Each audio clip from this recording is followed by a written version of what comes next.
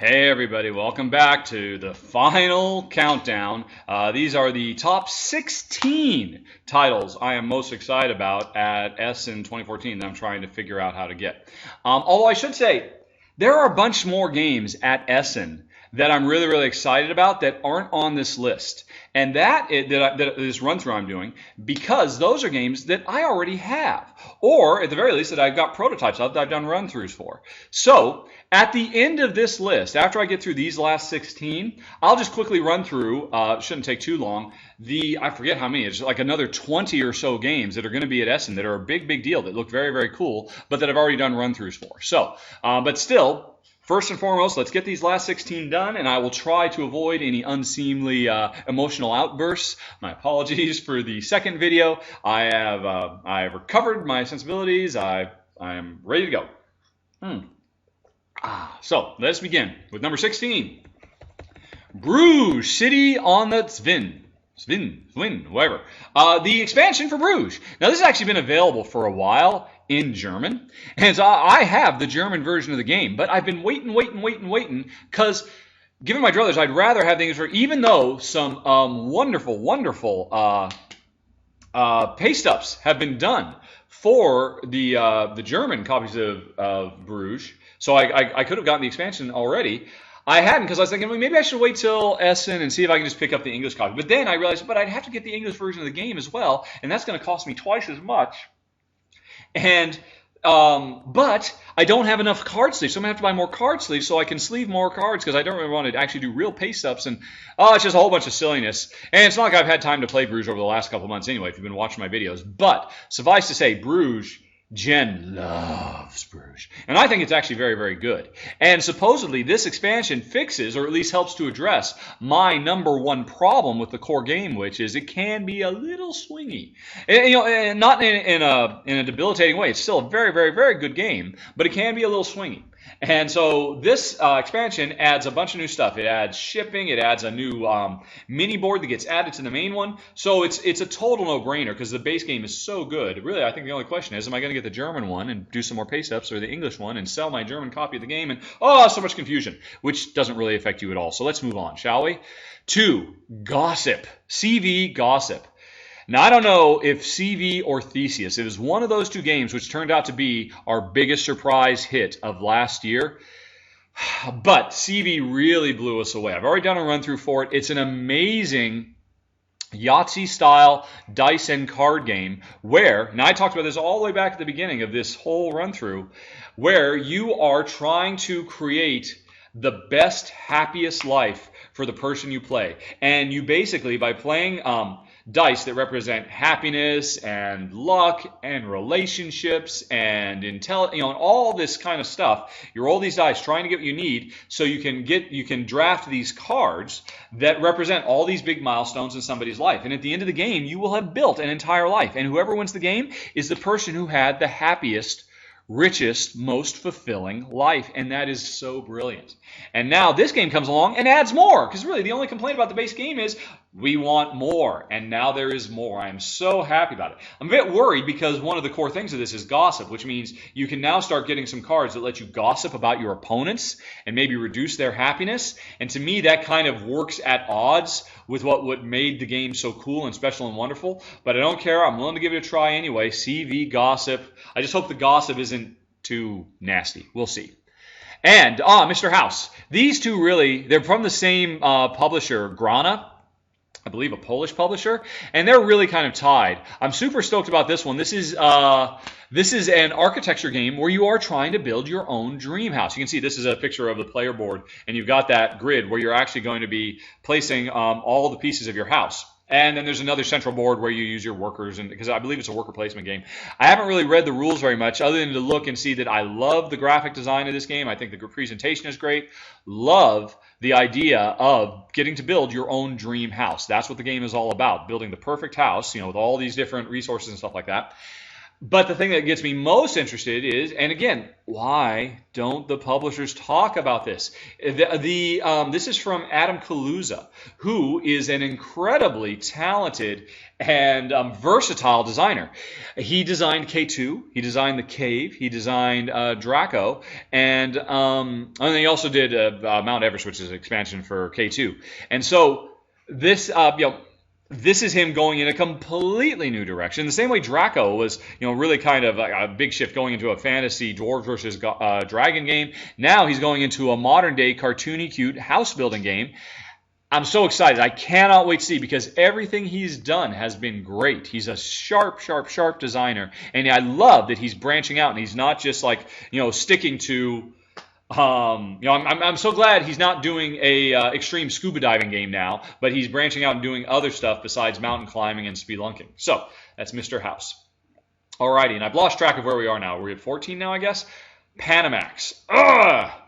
This was, I think, my #1 most wanted game at Gen Con, and I didn't get a copy. Again, flew halfway around the world, did not get a copy because they sold out just like that. So fingers crossed I'll be able to get it at Essen this year. I imagine there will be ample copies to get, so that probably won't be a problem. Really, the bigger issue is, how good is this as a two-player game? Because I'm really still not entirely certain. I actually did a preview for this a year ago at last Essen, and when I was talking to the designer, Gilles, he admitted at that point they hadn't gotten their two-player rules worked out. They had predominantly designed this as a 3 or 4 player game, and they were still working on the two-player rules. And so, fingers crossed the two-player rules are good. I know they won't. I mean, this game is clearly designed because this is all about trying to push your goods on ships through the Panama Canal. And the big central conceit of this game is, as I try to move my ship in, the canal is very tight and narrow, and that will push your ship further forward. And so I could be doing you a service, but by the same token, I could put my goods on your ship, and you could put your goods on my ship, because nobody really owns the ships. You own the goods that are on the ships. And so that's a really, really cool idea. And I'm sure this game is brilliant as a 3 or 4 player game. Jury's still out as a 2-player game, which of course is how Jen and I always play our games. But I'm tentatively hopeful that they worked it out and Panamax will be everything I was hoping it will be. And so, there we go. Moving on to Concordia. This is the second Britannia-themed map expansion for an excellent, excellent Euro that's on the list. Back on the first page, I had the Hansa Teutonica Britannia map, which, fingers crossed, will be the savior that makes Hansa Teutonica a great 2-player game. Now, we've got Concordia, which is in kind of a similar situation. Now, don't get me wrong, Concordia is a brilliant 2-player game, and I loved it. To me, it was one of the absolute best. I think it just barely missed my top 10 of last year. But Jen just thought it was kind of okay. She appreciated it, she enjoyed it mechanically and intellectually, but it didn't capture her heart, because it is a very, very dry game. I loved it, but for Jen, it was a little bit too dry. And here's my hope. This new map, which, hey, it's got a German map, which is what you see there in the picture, but I care more about the other side, the Britain map, because Jen, as I mentioned earlier in this run-through, loves England so much. She just got back from staying in England for almost a month, and it was hard for her to come back. Her heart longs for England, and I'm hoping that a map of England, a map of Britain, brought into such an amazing game will push it over the top, and Jen will appreciate and enjoy Concordia as much as I do. That's why it's so high, even though it's just a new map. I don't even think it really adds any kind of new significant functionality. It's just a different map. But it's a big deal. Concordia, Britannia, and Germania. All right, or Germania. And now, I think we're at number 11, if I recall correctly. Let's take a peek. Yes, we're at number 11. Just missing the top 10 is Escape Zombie City. And, it's just so close. You know what? This shouldn't be on the list. It shouldn't be on the list at all because, again, I've already backed it. I backed it the instant it came up on Kickstarter. Or actually, not the instant, because when it first came up on Kickstarter, I was a little bit worried because the way Queen put it on there, it was kind of a screw you to the backers of the original Zombie City, because there was all wait, no. Was it? Yes, it was. Because backers of this also got a lot of really cool Escape Curse of the Temple stuff that wasn't available otherwise. Or is that what it was? No. I'm thinking of Escape Curse of the Temple, the big box. Okay, forget everything I just said. Forget everything I just said. I backed this the instant it came up because we love Escape so much. This is the same basic mechanism as Escape. You know, we have although it's moved from 10 minutes to 15 minutes long, we have 15 minutes to escape. We're exploring, we're laying down tiles, looking for all the stuff we need to get out, which is the supplies we need to start the VW microbus to be able to get out. But the main thing it adds is aggressive attacking things. You know, Escape, Curse of the Temple, is very passive. It just sits there, and if you happen to stumble on some traps, this game, I believe, I remember reading the rules. I don't remember exactly how it works now, but the zombies, they can fight back, and so that adds a whole new level of tension, which is very exciting.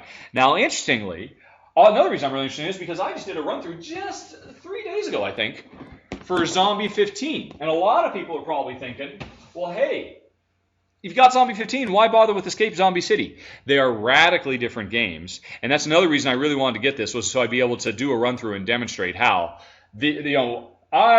I'm very confident we will continue to own both Zombie 15 and Escape Zombie City, which is also amazing considering how much Jen hates zombies. But just goes to show, she loves cartoony zombies. So more cartoony zombies, folks. Less serious blood and gore zombies. Okay, now we're there, folks. It's time for the top 10. Most excited games from Gen Con, starting with Roll Through the Ages. Wait a minute. Oh, crap. Since I removed some of the other ones, we're not in our top 10. Oh, well, what the heck? It's the top 10 of this list. Actually, I guess Britannia was on the top 10 list, as is... Oh, but that's for the voters. That's for the voters. Still, I mean, even though I already have bought some of these games, it doesn't mean I'm not excited. So I'm just going to continue to say these are my top 10 most excited games, starting with Roll Through the Ages, the Iron Age. And I so wanted to back this one. This was on Kickstarter, because we love Roll Through the Ages so much. And now this basically, this one's not designed by Matt Leacock. If I recall correctly, it's designed by Tom Lehman of, what do you call it? Race for the Galaxy fame, and who also did an amazing job with Pandemic on the Brink. Yep, and Thomas. So this is another example of Thomas Lehman taking Matt Leacock's brilliant core design and then expanding it and adding new stuff to it. And it works so well in Pandemic in the Lab that I'm so stoked for it here. Because this is a Yahtzee-style dice-rolling game where you're building an ancient civilization, and this just adds a whole bunch of new stuff. Different civilizations with different things that you're trying to advance towards. Trade, naval strategy, a fate die, a new type of die that can add more variety to the game. So stoked about this. Love the base so much. And I would have backed it, but the shipping was just way too much. And I was hoping I'd be able to pick it up at Essen. I'm still hoping. We'll see what the voters decide, if they actually vote enough for this. Well, fingers crossed. Also, I'm worried. I remember in the Kickstarter there was a special additional stretch goal. What was it called? Let's see. Oh, actually, I've already opened it. And what was it? It was... Through the Ages, Iron Age expansion. The Mediterranean expansion, which looked really cool too. It's a whole different, wooden block board. Adds overseas settlements to mix in to the central pegboard. That sounds awesome too. And I'm really worried. I hope that will be available here. Because if it's not, if that was only for Kickstarter backers, well, quite frankly, if that was the case, that might tick me off so much that I won't get the basic thing, because I'll cut off my nose to spite my face, because I'm a completionist. If I can't get the whole thing, well, we'll see. We'll find out when we get to the show. We'll also find out based on what the voters say. But anyway, moving on to number 9. And accidentally revealing number 8 as well. Space Cadets. Resistance is mostly futile. I have been waiting for this for a long time. Because Space Cadets is another awesome real-time strategy game where players are working together cooperatively to solve problems. In the case of Space Cadets, they're all working together, manning different stations on the bridge of the Starship Enterprise, effectively. Somebody's manning engineering, somebody's manning navigation, somebody's manning weapons, etc., and they all have their own tasks, their own little mini-game they're trying to play, but they have to work in unison and make sure that they communicate well. That's brilliant. I've wanted to play this game forever. Here's the problem. Minimum 3 players. Couldn't play it as a 2-player game. And finally, as they say here in the description with exclamation, I believe in the original description this was bolded as well, even missions for just 2 players. Hooray! I looked at, I believe there are 3 specific missions that are playable with 2 players in this. and I couldn't be more excited. I've been dying to play this game forever, Jen. I love real-time cooperative stuff. I suspect we will love this game finally now that we'll be able to play it. Yay! Okay, that was number 9. Number 8. Number 7, Zango, I guess. Or Zanguo? Probably Zanguo. This is the latest heavy Euro-style game from What's Your Game, who are, I've talked about this in the past, are really establishing themselves as the premier heavy Euro board game publisher in the industry. You know, they've done Madeira, they've done Vinos, they've done Vasco da Gama, they've done Asgard. And this looks like the latest game in their line of really big, heavy Euro thinky games. Jen and I love what they do. I am super stoked for this. Paul Grogan just did a brilliant video of, he makes amazing games. Gaming Rules is his game. I strongly recommend everybody subscribe to him because everything he does is insanely stellar. Puts everybody else to shame. And so you can go watch that video to find out more about it. Suffice to say, let's see, who's the designer? I haven't even paid attention because I just trust What's Your Game, or I trust What's Your Game that much. Let's see, although these names are familiar to me, Stefano Niccolini the Doe Ship. That's a really nice game. And African Park, we haven't ever played it. The Doe Ship was a really solid game, liked it a lot, and so this is going to be their next big follow-up.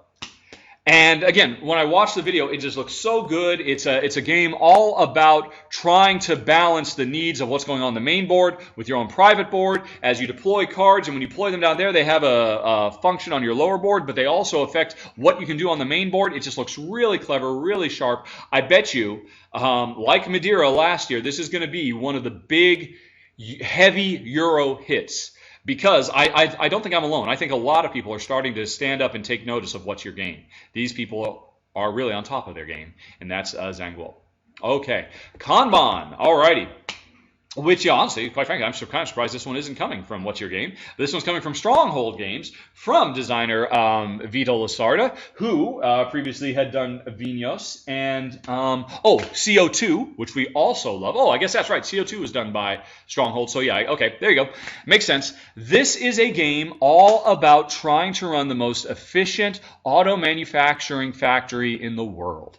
And you can just look at that board and see how insanely complex it is. How much stuff you're having to balance your needs for R&D and testing and actual manufacturing. And interestingly, you also have to spend a fair bit of time focusing on personnel issues, because one whole portion of this board is a big gigantic meeting room where players, because we all work for the same company and we're all competing to try to get the big juicy promotion, and every round, I believe, we have to have a meeting where we actually do it's a status report meeting where we all have to, it's the equivalent of our scoring round for all intents and purposes. But I love that thematic element. And the person we're trying to impress, our boss, is actually a character in this world who moves around from section to section and evaluates how well we're doing. It just sounds brilliant. And I know it's going to be brilliant because CO2 is brilliant and Vinos is brilliant. And Stronghold, they make smart decisions. So if they want to publish it, it's brilliant. It's just going to be brilliant. I'm so stoked about Kanban. And I don't even know how to say this. Trażymski Domostwo. Whatever. It's Polish. If I recall correctly, I believe it means, let's see, what does it mean? It's like haunted house or something like that, or haunted manor. Let's actually do ye old Google search. Translate. Boop. Mysterious Homestead. So let's call it Mystery Manor. Maybe when they publish it in English. Although here's the thing. They don't have to worry about it. It's 100% language independent, and I am super stoked to get this. Ever since I first heard about this last year. I cannot wait to get it. Oh, apparently, okay, it's gonna be called Mysterium in English, as opposed to Mystery Manor. Close enough. So Mysterium, although it's still listed in Board Game Geek in its Polish name, which was Mysterious Homestead. Okay, here's why I'm so stoked about this. This is a thematic Dixit. for lack of a better term. I've never done a run through for Dixit because it's a 3-player game and all that. It's the only 3-player game we own because Jen loves it so much. Dixit is a game. It's a party game where everybody has a handful of cards. And when they're the storyteller, they play a card. Everybody else plays a card, and then everybody has to guess who played which card. It's brilliant. It's funny. It's hilarious. It helps you know people better. It's just a blast. But you need at least 3 players, and it's definitely a more the merrier game. This game takes that same basic idea, but wraps a meaningful theme around it. It's not just an abstract party game anymore, because in this game, as it says, one player takes the role of the ghost who lives in a mysterious ancient manor, and other players are a group of psychics invited to the manor to solve the mystery of the place and bring peace to its residents, as any person who stays in the castle has strange dreams. And that's where the Dixit stuff comes in, because the ghost player knows what the problem is, knows what needs to be solved, but cannot communicate to the psychics what needs to be done. So when the psychic players dream, the ghost player plays, you can see the picture here, kind of abstract Dixit style, beautiful works of art cards. And he's playing it because he's trying to give a visual clue to the players. And if the players can interpret what that clue is, they can solve the problem and win the game, because you have 7 days and 7 nights to solve the problem and put the restless ghost soul at ease. How brilliant is that? It's amazing. It's a 2-player compatible Dixit that actually makes a theme where everybody works cooperatively to solve. This ticks every one of our boxes. I am so stoked for what apparently is ultimately going to be called Mysterium, but I can't wait to pick up a Polish copy. Voters, you know what to do. Okay, moving on to La Isla. Okie dokie. This is, I've already done a run through for Stefan Feld's other big game, Aquasphere. If I hadn't already done that, it would be on this list. Aquasphere would be near the top because Aquasphere is brilliant. But it's not. I've already done it. You can see the run through for that. But I have not done a run through for La Isla yet because Ravensburger isn't particularly interested in getting me review copies, or else I would have done a review as soon as I could.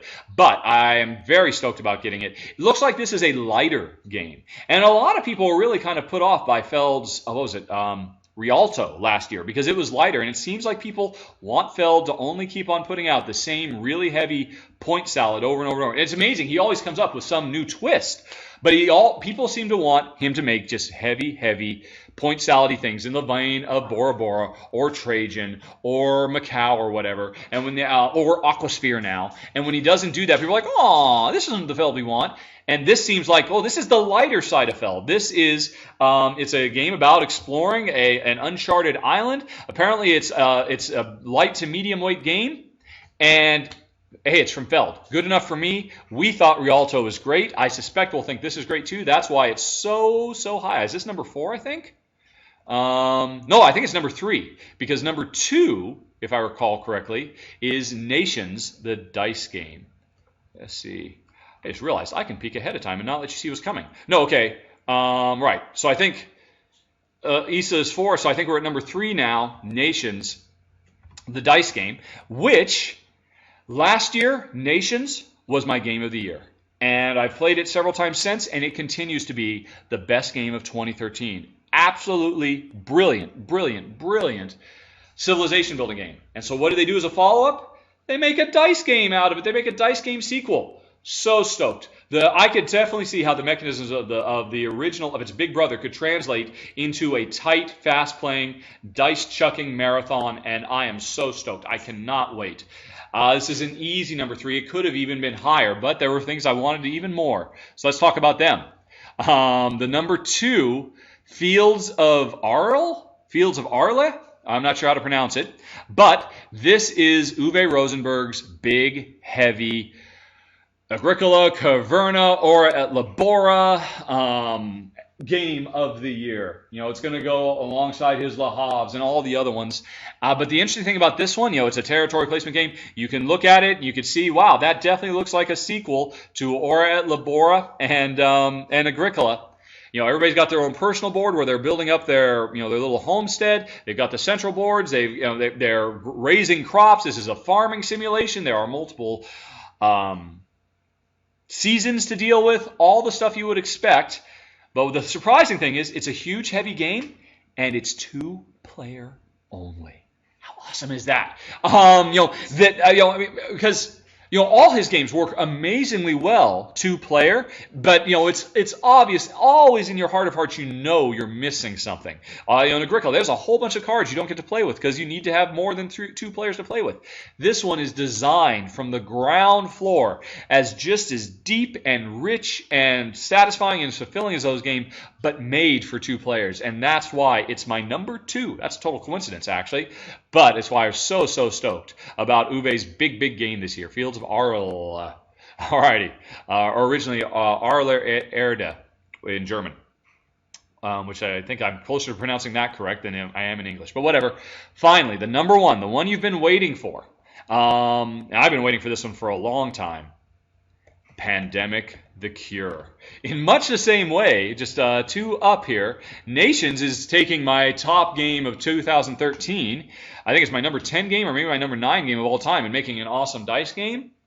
Matt Leacock is taking our absolute favorite cooperative game of all time, and I think this is maybe my number 4 favorite game of all time, and making an awesome, tiny, compact, portable dice game out of it. That I've seen run-throughs for this before. I am so stoked, so excited. I look at those dice with the helicopters and the cures and the outbreaks and all that stuff, and breaking down the huge map into basically just all the key components, and you travel around, and it's just going to be awesome. It's just going to be awesome. I know it's going to be incredible, and that's why I don't have to dwell on it too terribly long, because Matt Leacock is the bomb, and he just keeps on making fantastic game after fantastic game. Yes, it's true. Maybe he doesn't travel too terribly far. It'd be great to see him really branch out and make something other than but I don't care, because these games are so amazing. They scratch our itch, our cooperative, working together, doing right, saving people's lives. It's going to be amazing. That is the number 1 most excited, anticipated game of Essen 2014 for me. Rahdo runs through anyway. Pandemic the Cure. And now, since we got 26 minutes left, let's just blow through the other 20 or so games that are on this list. That they are definitely, if I hadn't already covered them, if I hadn't already done run-throughs, most all of these would have been on the list. But so it's just the fact that I was lucky enough to get them earlier that kept them off the list. So let's just give them some love too while we're at it. These are, by the way, whoa! Oh my God, I totally forgot. Pandemic the Cure was number 2. We forgot number 1. Alchemists. All right, yes. Oh, that's embarrassing. This is my number 1. A couple of pictures of it.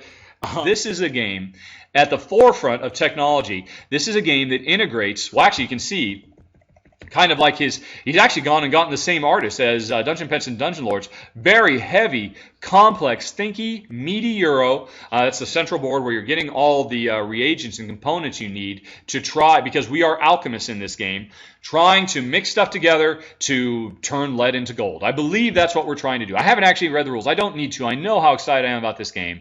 Right.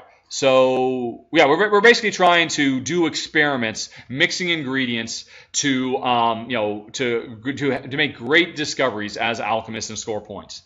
Here's why I'm so stoked about this. Notice there's a picture of an iPhone there on that phone. This is a game that heavily integrates digital in with analog. And I talked about this a lot in one of my Gen Con reports. And I was so bummed. Alchemist was at Gen Con and I didn't know it was there and I didn't get a chance to see it. But basically in this game, you collect all these different reagents and you decide which ones you're going to mix together. And you actually put that information into the phone because you're running an app on your iPad, your phone, your laptop, whatever device you want, and every time you play the game, the reagents are going to combine to create different results. And so you really do have to experiment and explore. And then, but you come back. So the what do you call it? The digital device does what it needs to do. It doesn't in any way, shape, or form invalidate what makes board gaming fun, which is the real, physical, tangible components at a table where you sit down and you interact with other players. That is still here. There's still a central board where everybody's interacting with each other. But then, when you decide to do your experiments, you can have such a rich and robust simulation of that. Because you can see, actually, I mentioned it earlier, kind of reminds me of Confusion. Confusion, I'm going to open it. Confusion, which is a game all about doing experiments. You basically have this thing where you can write down the results of all your experiments, or not your experiments. This is a game where you don't. I talked about it in the first part of this three-part thing, where you don't know what your pieces can do, and slowly, by process of elimination, you find out what your pieces can do.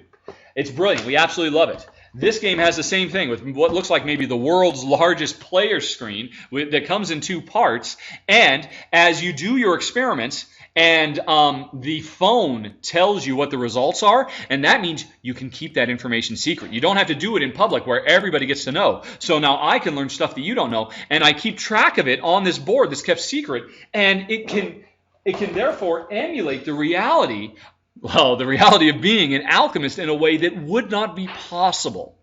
Without an unreasonably large amount of fiddliness, because everybody would have to have like a deck of cards, everybody of multiple players, because it has to be kept secret. Everybody would have to look at them separately. It would just be a nightmare. This thing makes it so easy. You just need one phone. You pass it around to everybody. Everybody does their secrets, and everybody's racing to. It's just brilliant. Digital gaming, it brought into analog cardboard form. That's what puts it at number one. Sorry for the false alarm. Sorry. Any other year, Pandemic the Cure, you would have been number one. But it's Alchemist is the number one of the year. Right. Okay. Sorry about that. Now, let's just spend a few minutes talking about the ones that should also be on the list, but they just didn't make it. These ones will be in alphabetical order, starting with, but wait, there's more. Here we go. Ancient Terrible Things. Lovely Yahtzee style, although not really. It looks at first glance like it's Yahtzee, but it's really not. It definitely changes the Yahtzee formula up, but mixes that kind of push your luck dice rolling with Cthulhu, Heart of Darkness, and makes it into this wonderfully appealing cartoony package that's just amazing. You can come to this geek list and push the play button and hear my final thoughts. I'll go into more detail. Aquasphere, Stefan Feld's other big heavy game. Definitely would have been high on the list if I hadn't already done it. An amazing game, really interesting lateral thinking exercise as you run a undersea, bottom of the ocean research laboratory that's falling apart all around you as you program your robots desperately to try to save the day, or try to do the most research and score the most points. Assault on Doomrock. I actually did a preview for this last year and did a run-through of a prototype for it. And in fact, I'm so excited, I finally got my shipping copy of it. It showed up in the mail just the other day. And it looks fantastic. I can't reach it. It's up there. But anyway, great game.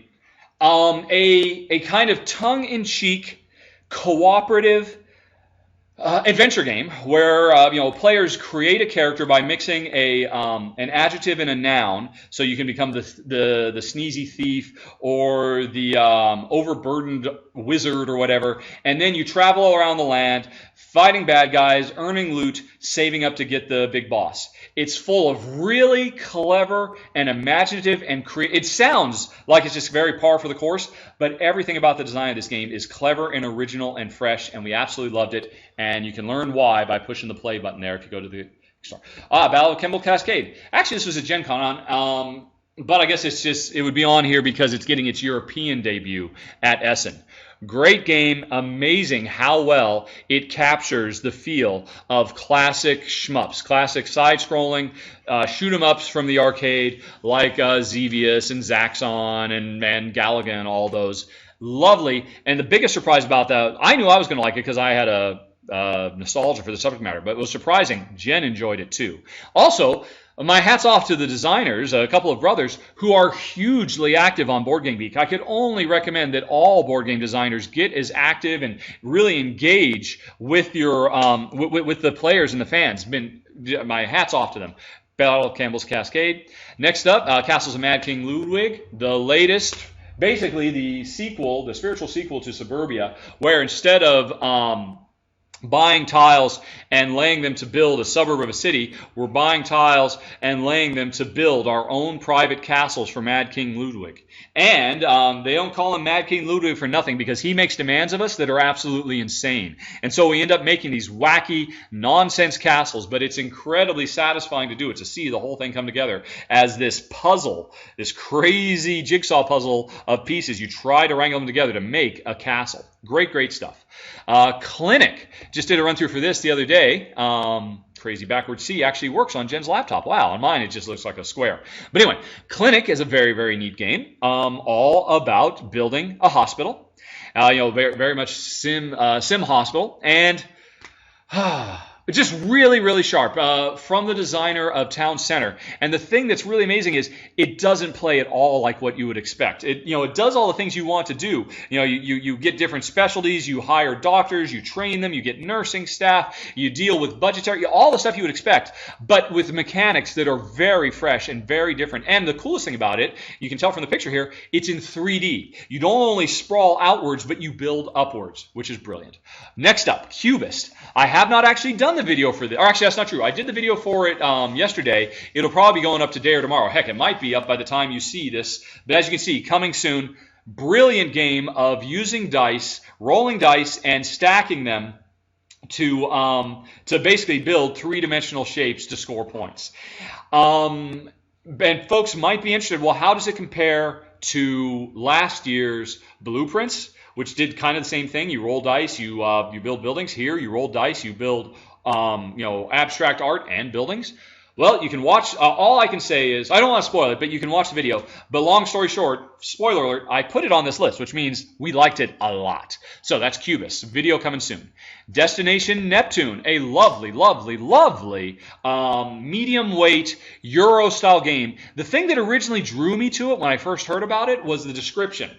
That it is an optimistic view of mankind's future as regards to exploitation and colonization of the solar system, and that's definitely what it is. This is a game that takes that basically tells probably 100 years worth of our near future as we start taking baby steps off of Earth, setting up colonies and factories on Mars and the Moon, and going out to the outer reaches while huge technological breakthroughs get made. It's a very satisfying game where you use your cards for different functions. It's also a very good race game. You can learn more by watching the it's also a hugely challenging game. You really have to bring your A game to do well in this game. It really challenges you. You have to be smart because you can make dumb moves that really set your opponent up. And so you have to... But if you bring your A game, it's very, very satisfying. Let's move on to the next page because we're at the D's. And so continuing on, we have Essen, which is very cool. It's actually one of 2 games you will be able to buy at Essen 2014 this year that are themed on Essen. The other one, which unfortunately didn't make my list because it was predominantly a pick-up and deliver game, it looks cool, and it's from really top-notch designers. One of the designers, if I recall correctly, of one of my favorite games from last year, what's it called? Brussels. But that was the other Essen. This is the one that interested me more because the other Essen one, it puts you in the role of a consumer at Essen, trying to travel around, race to all the different booths to buy all the stuff you really want to get and carry it all the way back to your car and store it in parking. And so it was a pick up and deliver game. And while it looked very clever and the pedigree of the designer was great, I don't think it would have been a game Jen and I enjoyed because we just don't enjoy pick up and deliver. Certainly not pure pick up and deliver. This is the one that interested us though, because you are running an actual a small independent board game publisher, and you actually run a booth at Essen, and you're trying to sell your games, and you're competing with everybody else who has their own booth, and you have all these different actions that really kind of tie. You can pay for promotional stuff, you can try to build buzz for your games.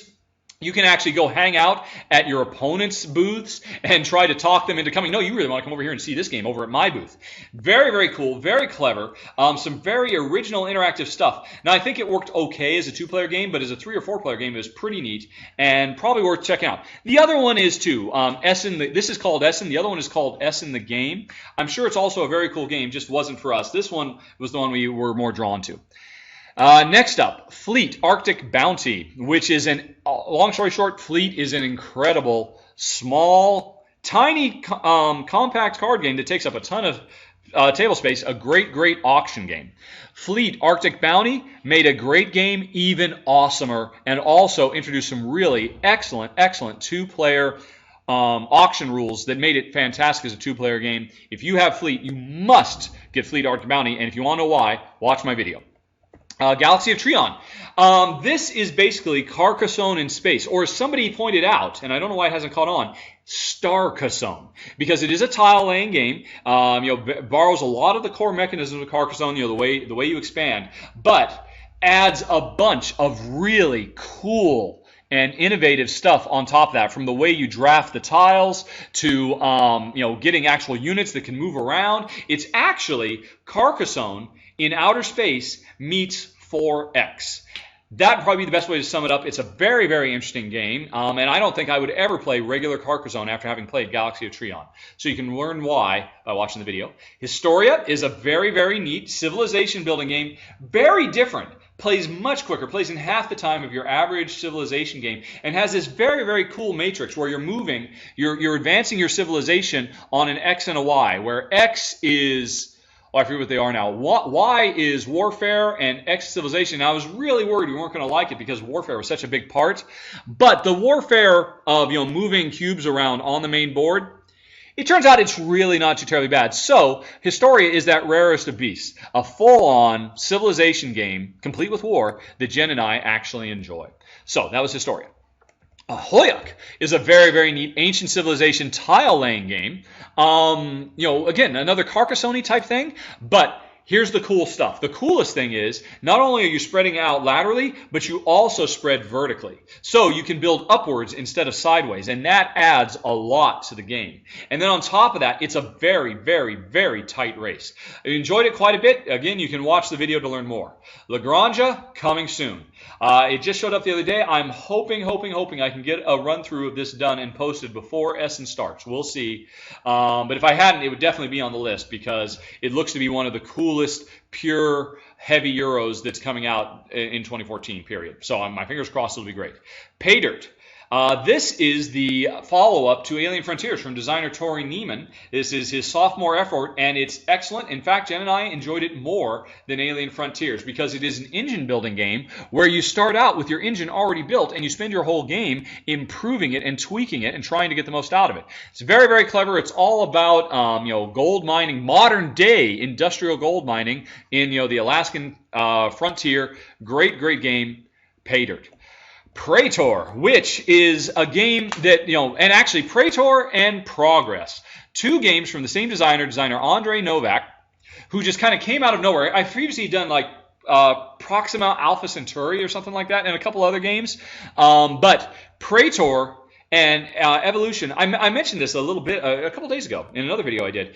Andre Novak seems to be finding ways as a designer to make designs, and when I play them, I wonder, why didn't I play this years ago? This is such a brilliant idea. This should have, Praetor, the brilliant idea is that it's a worker placement game, a pretty straightforward worker placement, where your workers earn experience and age and eventually will retire, and you could potentially lose them, but you take care of them in their retirement because you can give them a pension which scores you lots of points. Brilliant, brilliant twist. And then Progress, Final Technology, the thing that's brilliant about this game is there are so many games where people will play it, 4X games and Conquest games where, yeah, it was an okay game, but man, I really love the technology tree. This entire game is nothing but technology tree as you make progress, and technology evolves through all the ages of man. And you start out just making fire, but by the end of the game, you're making the making locomotives and making the internet and stuff like that. Brilliant, brilliant game. I've already gotten my full copy of it, which, they had a lot of stretch goals, so it got a lot of expansion material in it too. So everything I say about it in the final thoughts, there's even more of it now. Awesome game. Absolutely loved Progress, Evolution of Technology.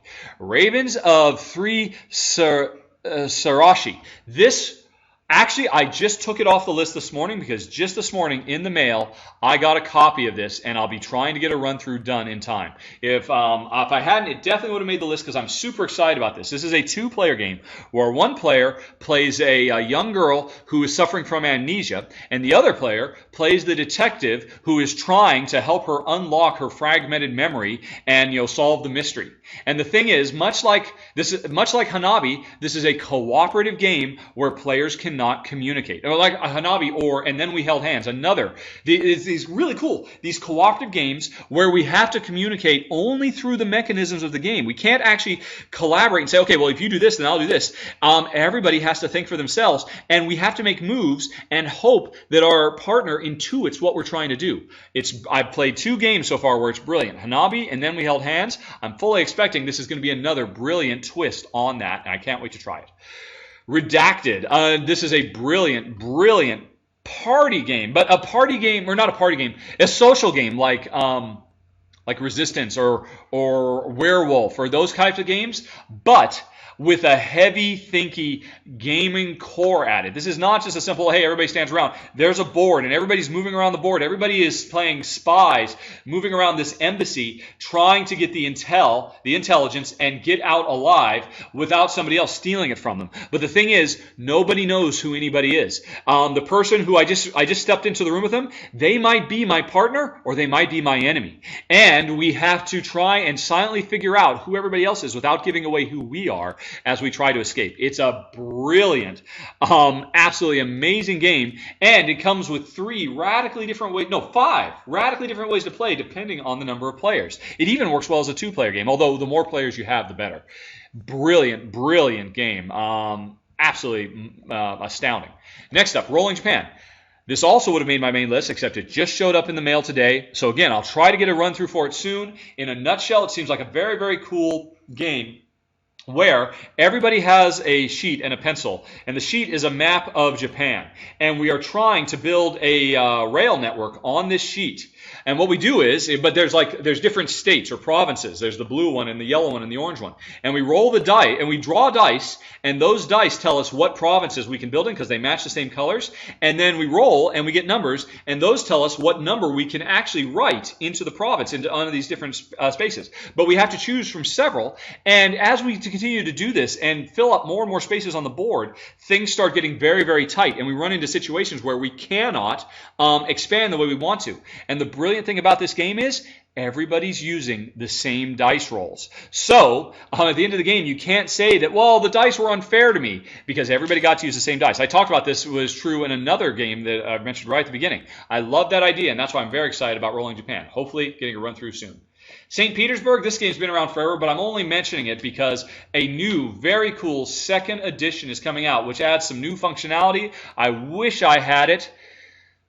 You know what? Actually, I think I am going to put this on the list. This one should be on the list because I have the original St. Petersburg, and some of the new stuff that's in the expansion sounds so awesome, it might be worth buying the new version so I could cover and say, hey, I've covered the base game, now let me tell you what's in the new one. So I think the voters are going to vote on this. I'm going to change and put that on the list. All right. Next up, Subdivision. Brilliant game. Spiritual sequel, not a true one, to Suburbia. I've already done a run through. It's great because it mixes city building with card drafting like what you get in Seven Wonders, and it works wonderfully.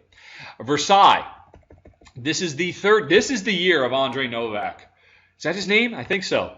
Designer Andre Novak.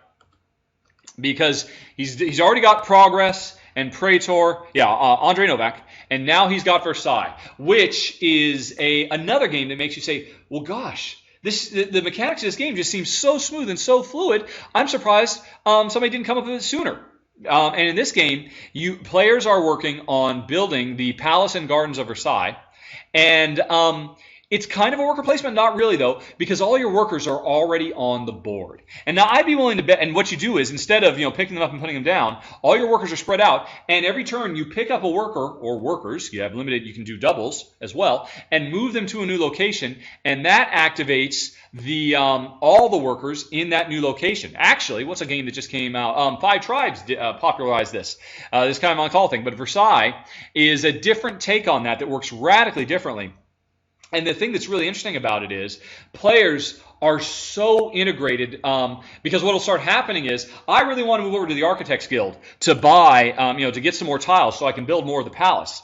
But Jen recently got the ability that says whenever I activate the Architects Guild, she gets to activate it for free. And so now I got to think, if I go there and do what I need to do, I'll be helping her.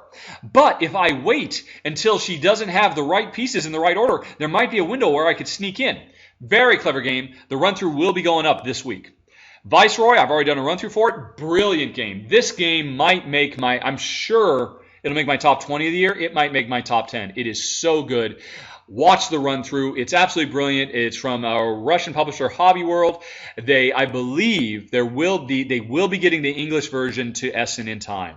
If not, if they don't, definitely go there, play the demo. At the very least, you'll be able to play a demo of it and marvel in its brilliance, and then do what you can to convince them to print this thing in English. You don't need to for me because I got one of the very limited prototype copies of it, but believe me, if you like Euros at all, this game is so cool. Well, watch the video. You'll see more. Walled City, Londonderry, and Borderlands. Very, very cool game. Very interesting take on area majority, El Grande style area control, where all players are simultaneously working on 3 different tracks at the same time. You're looking for area majority for neighborhoods, you're looking for area majority for factions, and you're looking for working on area majority for town defense. All 3 of these at the same time. Every meeple you place on the board could change things radically. And your players are collaboratively designing the board themselves, because the walled city starts out as a completely empty, barren land. And over time, you build it into a settlement. And while you're doing that, you're also trying to take control. Really clever. Although better with more than 2. It's good with 2, but it's much better with more. Yardmaster and Yardmaster Express, these are both lovely little fast-playing games that Yardmaster, I talked about in the video, kind of takes Uno, the classic Uno, and turns it into a much cooler, still very fast, very easy playing gateway game that is going to be very, very easy to teach people how to play, particularly if they know Uno. Lots of fun. And then Yardmaster Express took a very, very fast, quick, fun playing gateway and made it an even faster, funner one. Yardmaster Express takes the Uno element from the main game and now adds card drafting a la Seven Wonders or Notre Dame or Fairy Tale, and makes an awesome, awesome game that is always fun, that you will finish this game in under 10 minutes. Great, great stuff. Zombie 15, and that's it, folks. That's the final one. I just did a run through for it last week. Great, great stuff. Fun, real-time, cooperative, escaping a zombie-infested city. So fun that Jen was able to put aside her distaste for using guns and shooting and stuff, because it's just that much fun. Watch the video, you'll see why. And then, here's a couple more things. World of Yoho. At Gen Con, I got to see a hands-off demo where it was just the mechanics got demonstrated, but not the game. Apparently, it'll be playable at Essen, so I'm super stoked to actually play this thing. Also, I think the Kickstarter is going to start at Essen as well. Really want to try it out. Prime time, I don't think it'll be ready, but I think it'll be demoable at Essen. Very, very cool. Very, very heavy, heavy Euro, all about running a television network, trying to build the perfect prime time lineup by getting the right shows into the right time slots to get the highest ratings. Love the theme. Very, very excited. Hans and Gluck, they've got a couple of mini expansions that are kind of must pickups. Russian Railroads and Bruges. Definitely just going to buy those. No reason to vote on them. Keyflower also has a nice little promo. And then let's see, I think there's one more promo on the last page for Vinos. I got to pick up that promo as well. And that's it, folks. We are done. Phew, that's it. That was Rahdo running through his preview for Spiel 2014. Wow, that last one went longer than I thought it did. But as always, any questions, comments, concerns, let me know. And otherwise, voters, after you finish watching this, start voting. I hope you choose wisely. You certainly know what I'm excited about, but I can't wait to see what it is that you choose for me to pick up using the Rahdo Runs Through fund that you guys created. And hopefully it's a great show, and look forward to more from the show. Actually, Jen is coming to Essen with me this year. I don't even know how to take advantage of that yet, but it means maybe I have a camera woman. Oh, well, we'll see what happens, but it'll be a fun time. Looking forward to meeting all of you there, any of you who show up at the show, and otherwise I'm going to stop right there. Thanks for watching, everybody. Talk to you later. Have a good day. Bye-bye.